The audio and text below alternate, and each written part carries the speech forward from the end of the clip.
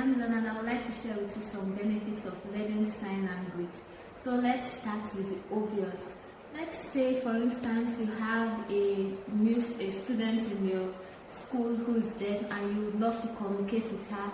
How do you do that? If you just exchange notes, it would be tiring and you would only end up in small talks. Or you have a colleague who is deaf, or someone who works for you who is deaf, or a neighbor who is deaf, or a kid's child in your church who loves to hang around you and is deaf. How do you communicate with the deaf people around you?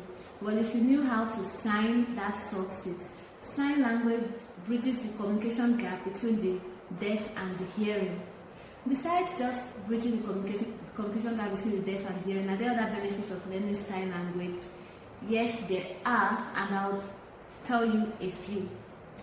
Firstly, if I knew how to sign and I had a friend who also knows how to sign, we could be communicating in a public place like a bus and nobody would have an idea about what we are talking about. Or if my friend is some distance away, we could still communicate without having to shout to each other while we are signing. If I'm in a vehicle which is closed and my friend is outside the vehicle, the soundproof does not stop us from being able to communicate with each other.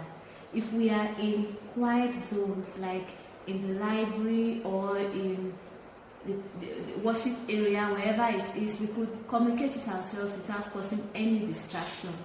Also, a plus benefit for students is that when you learn sign language or when you learn any new language, it boosts your mental faculty and ability. So learning sign language as a new language will help you to be smarter and help you to do other mental abilities with a bonus. So if you've gotten interested and you would love to learn sign language, I have good news for you.